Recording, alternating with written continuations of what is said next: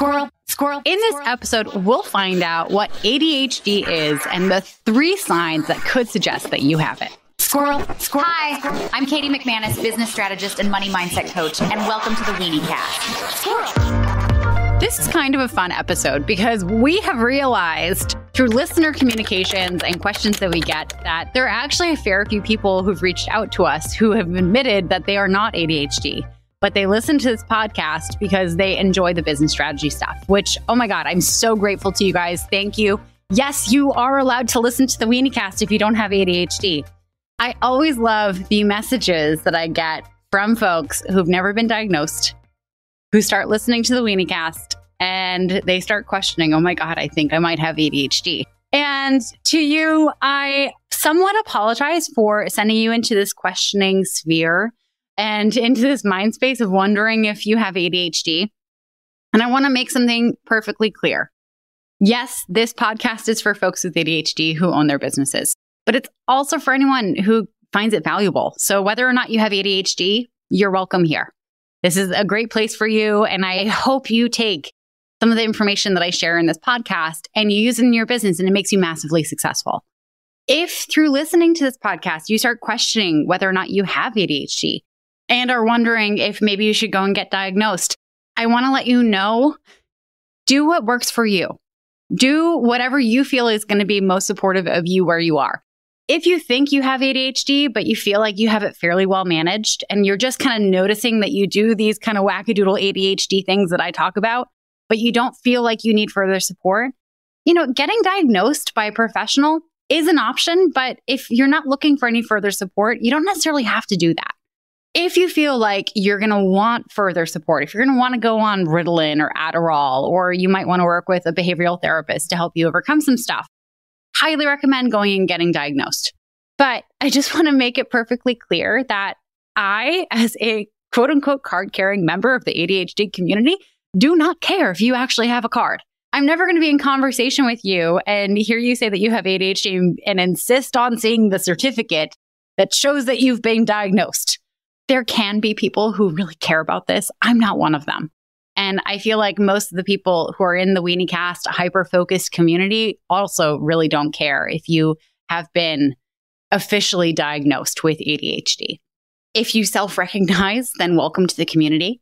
We have amazing snacks. We have incredible hobbies. And we're really fun to talk to. And honestly, if you can follow along with all the weird tangents that I have in this podcast, you probably have ADHD, let's be real. But in this episode, what I want to address for those of you who are kind of questioning if you have ADHD, or if you have ADHD and you want a little recognition for the stuff that goes on in your business that is a sign of your ADHD. I mean, even if you're not diagnosed ADHD and you say that you're ADHD, and even if you were to go for a diagnosis and the doctor said, no, you don't really have it, no one's going to care. Right? It's not like you as a quote unquote faker of ADHD is going to go and try to scam people with a GoFundMe, right? It's not like you're one of those awful moms who pretends that their kid has cancer and starts a GoFundMe as a scam to take money from people thinking that they're helping this kid. If an ADHD person can be organized to get a GoFundMe up and running for themselves, I'm really impressed. You go girl or boy. Or person. You go person. We want to be gender inclusive here. But I'm not looking at people who are self-identifying as ADHD and thinking that they're trying to get away with something, right? Side note, wouldn't it be so funny if there actually was an ADHD certification where people came over to your house and they checked off all the weird things that happen or that are normal in ADHD and they're like, yep, you're certified. Here is your identification card. It's not a severe enough thing that you're going to have benefits to it. And it's also not something you can brag about it, but what does that get you? For those of you who think you have ADHD and are worried that people are going to call you and be like, you're faking it, who cares if you are? If self-labeling yourself with ADHD helps you ask for any kind of accommodation to help you be better at your job, to help you be better in your relationships, for you to show up better for yourself, then please use it. Please. Because I don't think anyone's making this up. And if the accommodations that I talk about on this podcast, if the advice I give here is useful to you, use it. I'm going to go through the top 3 things that happen for business owners that are massive neon billboard-sized signs that you have ADHD, that you're part of the Weeniecast hyperfocus community already, and that if you wanted to have a card and be certified and get a diagnosis, you could probably very easily do it. But for now, we're going to go into 3 things that are likely happening in your business if you do have ADHD. The number one thing that I see in ADHD businesses is what I like to call Offerpalooza. And yes, that is a term that I just made up. Offerpalooza is a relative of shiny object syndrome. They are very closely related. And you know you have Offerpalooza if you have a lot of different offers in your business.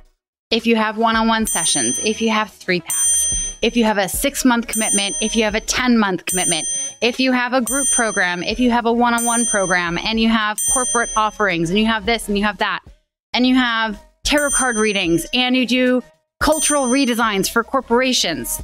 Basically, it's when shiny object syndrome, which if you want to know more about shiny object syndrome, go back all the way to episode 1. We go deep into it in that episode. It's when shiny object syndrome and can-do-itis, which is one of the biggest risks to your business, get together and they have a baby. Because here you are so multi-talented. You have gotten sucked into so many different hyper-focuses throughout your life. You are probably certified in a gazillion different things. And when you start a business, you don't want to not offer it. You do not want to omit any of your offerings from your clients. If you have the ability to help them become more flexible in their body, then you're going to have a stretching class. And if you also have the ability to audit their hold on, what's a weird combo? To audit their bookkeeping, you're also going to have a bookkeeping audit. You might even combine them. You know, you could have a stretching bookkeeping audit session, where while you're auditing their numbers, you're guiding them through a stretching session, right? Those 2 things sound very uncomfortable on their own. Could you imagine doing them together? Probably not a good offer. Anyway, Offerpalooza, if you have Offerpalooza going on in your business, here's a couple side effects that you want to be aware of. Number 1, your audience is going to be confused AF. They are not going to know what you're useful for.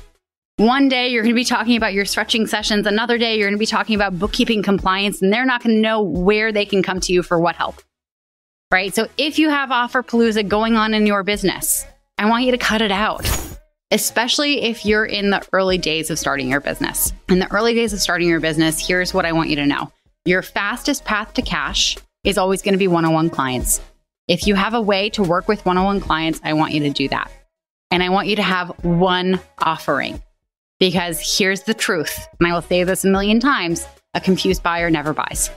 If you're confusing your audience, if you're confusing your ideal clients as to how you are helpful to them, they're never going to buy. And if you have too many offers going on, chances are very likely that you are confused about what you're offering. Right? And if a confused buyer isn't buying, a confused seller absolutely does not sell. If you have a consistent, steady income from one-on-one clients and you want to start branching out, your next steps are going to be either a group program, a digital product, maybe working with corporate clients. I do want to set the expectations here that if you want to go into a digital product, teaching something, you probably want to start with a live group program first. It'll be a great way for you to kind of test drive the material that you're going to be putting in the program. You'll also understand in real time what parts of the program need to be fleshed out more, because if you deliver part of the training and it's not clear to the people in the group, they're going to ask more questions about it. And I want to set your expectations here. Your first couple launches for a group probably aren't going to be gangbusters successful, and that's normal. If you roll out a group a couple times and it doesn't fill up those first 2 times, do it a third, do it a 4th time. Fine tune your marketing, fine tune your launch strategy. It'll get better over time. The same for a digital product.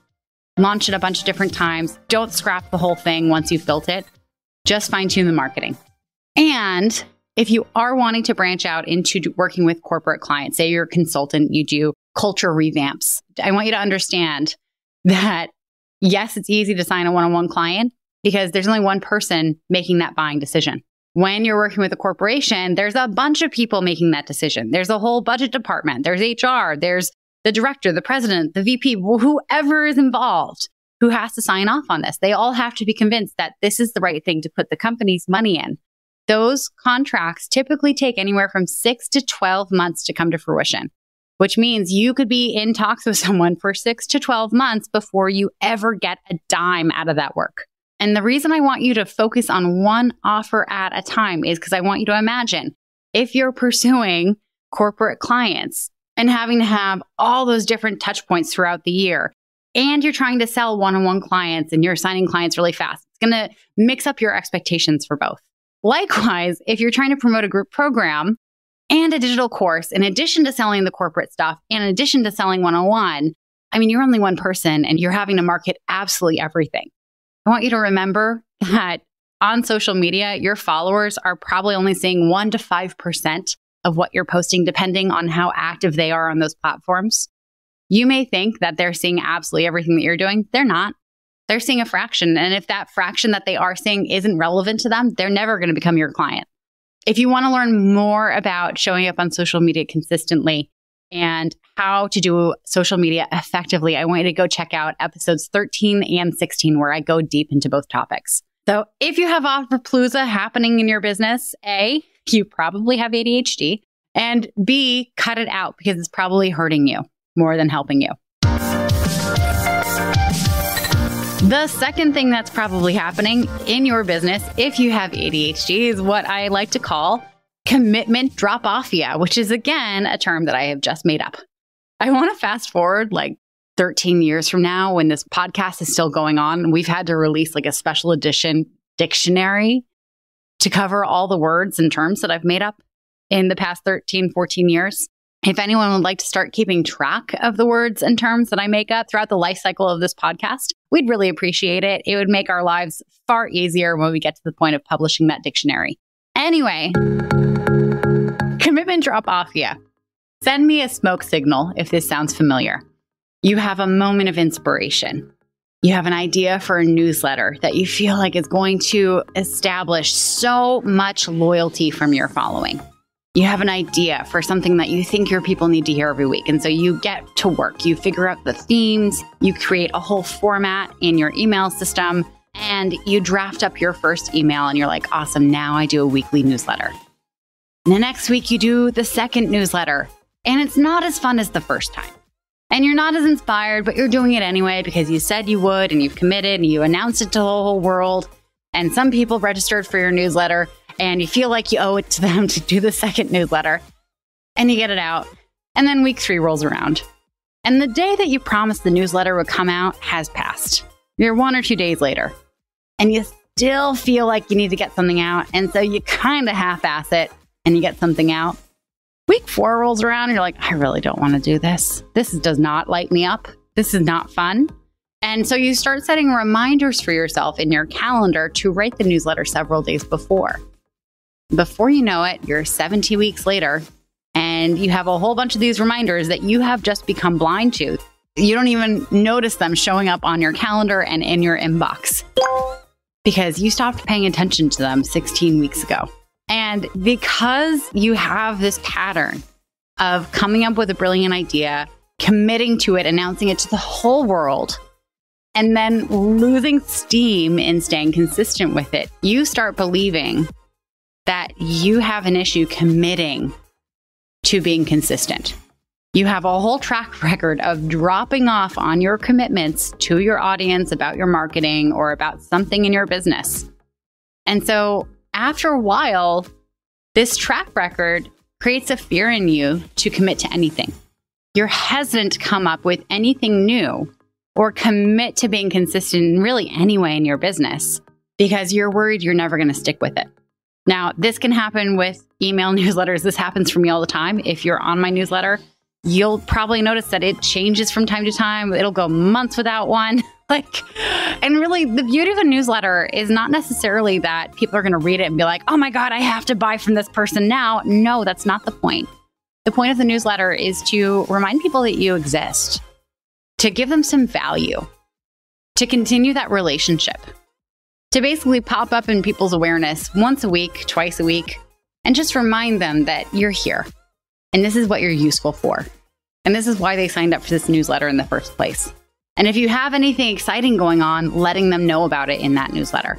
I think that a lot of the issue with commitment Dropoffia is that we put so much weight on something being correct and right and being effective, when really, for most of the stuff we do as business owners, posting to social media, doing newsletters, the efficacy of it won't show up for a couple years. Like, we won't be able to determine how effective it is until a couple years down the line, when someone who's been following us or on our newsletter for X amount of time finally pops through and it's like, I think I need to work with you. Now, remember, that person who pops through saying they think that they need to work with you did not read every single post. They did not read every single newsletter you sent. But your name popped up for them every single day on social media, and your name popped through once a week in their inbox. And occasionally, that subject line or that top line on social media was enough for them to click see more. And sometimes when they clicked see more, that sounds like I was saying Seymour, like the name, like Seymor. It's a weird name. Who would name their child that? Sorry if your name's Seymour. I don't mean to judge the name. It's just, anyway, they clicked see more, which again sounds like Seymour, the name. Now I'm overthinking this. I'm so red right now. I'm sweating. I don't know why I think this is this funny. Okay, I need to turn the air conditioning on. This is like a hot flash, a Seymour hot flash. Okay.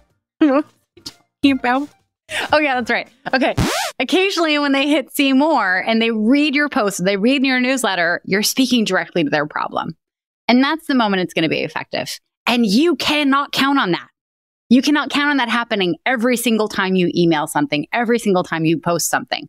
So you worrying about it being perfect, you worrying about it being absolutely 100% on par, is just not effective. I would rather you commit to doing a weekly newsletter and every sixth one you forget. Every sixth or fifth one, you just have a busy week and you don't feel inspired, and so you don't do it.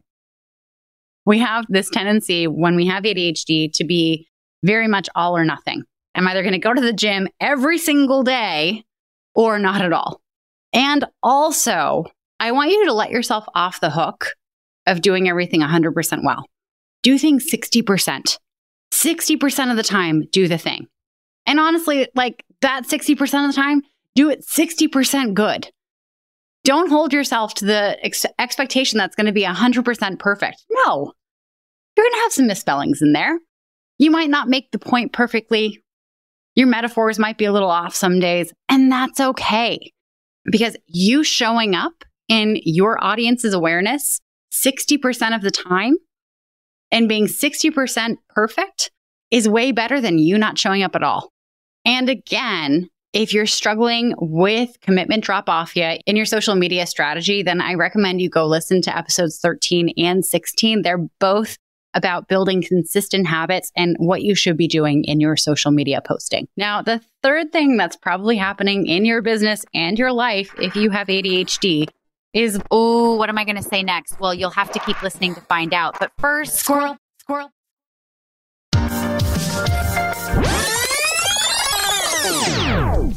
Now, the third thing that's probably happening in your business and your life if you have ADHD is what I like to call messy desk syndrome. If you have messy desk syndrome, I imagine you can look over anywhere in your house, because messy desk syndrome does not just happen at your desk. It happens in your bedroom. It happens in your kitchen. And the foundation of messy desk syndrome is that when you put things away, they stop existing to you, right? ADHD folks have a big issue with object permanence, right? So if you go into your refrigerator and you're afraid to open the bottom drawers where they tell you you should be putting produce because you know there are some science experiments happening there, you probably have messy desk syndrome. I'm looking at my workspace right now, and I'm just going to give you a quick inventory of all the shit that is on my desk. We have 2 things of tarot cards, because 1 is not enough on a professional desk. You need 2. And actually, there were 3, but I can't remember where I took it. somewhere in the house. I have a thing of floss. I have 2 things of lip balm. I have antibiotic ointment, Neosporin knockoff, because I cut myself once and I presumably used this when I was putting a Band-Aid on. I have a lot of Post-it notes. I have an old soup container full of pens, all different colors, all different, tip thickness. There's a "that's what she said" joke in there. We're not going to stop on that. Anyway, I have a bottle of Aesop lotion, which is one of my favorite lotions. This is one of 2 bottles of Aesop lotion that were on my desk. The other one fell off the back of the desk and is now on the floor. And that bottle will not exist to me until this bottle runs out and I need to use that bottle. I have numerous chargers that may or may not be plugged in, and I will not know that they're plugged in until I, try to charge something with them. I have my passport, my current passport, and an old passport. I have a crystal ball, because who doesn't need a crystal ball on their desk? I also have several pairs of socks that still have the wrapper on them, because that's useful. I have pantyhose, because pantyhose is really good for you to have on your desk. Actually, it's 2 pairs of pantyhose on my desk. I have tape, which is appropriate for a desk. I have nail polish. I have tweezers. I have nail clippers. I have a lighter. I have an old battery. I have several books. I have this little baggie thing that I don't know what was in here. I think I maybe put jewelry in it at some point. I have whiteout, which is appropriate. And then, of course, I have my roll of toilet paper because I ran out of tissues. And then, of course, all of my drink receptacles. I have my water bottle. I have my coffee cup and my sparkling water. If this sounds familiar to you, you have ADHD. There's no question in my mind. So, anyway, I'm going to move all this pantyhose junk out of the way. Now, for the neurotypical person, having this kind of situation happening in your desk will get in the way of you getting work done. But for the ADHD entrepreneur, this will not limit your work. This will inspire you. You will get so many ideas looking at this kind of mess because you'll make a connection between this thing and that thing, and you'll be able to draw so much inspiration from this kind of chaos, right? And also, there's a point where you stop seeing the chaos. I've been looking for these tweezers for months, and I only just realized that they were on my desk right in front of my face 8 hours a day because I was doing this silly inventory. Oh my God, there's a spider. Ah! I disturbed where the spider was living. Oh no, big. Thank God I have toilet paper here. I'm gonna kill it. The spider is dead. Don't worry, we're safe. Oh, and I also have a skein of yarn in case I feel like knitting at some point. Although the skein, I'll have to roll it into a ball, and then I have to get the needles, and I don't know where those are, so that's a whole other thing. Anyway, now messy desk syndrome can show up physically in your space, but it also probably shows up on your computer. Because if you're looking at your computer right now, I bet you have anywhere from 13 to 77 tabs open on various windows. No judgment, I do too. But if you have that going on and it doesn't make your brain hurt, congratulations, you are a member of the ADHD club. And like I said, we have great hobbies, great snacks, and we are a very warm community. So if you've wondered if you have ADHD after listening to this podcast, I hope this episode has given you greater understanding of what running a business with ADHD looks like and has helped you really figure out where you fall on that spectrum.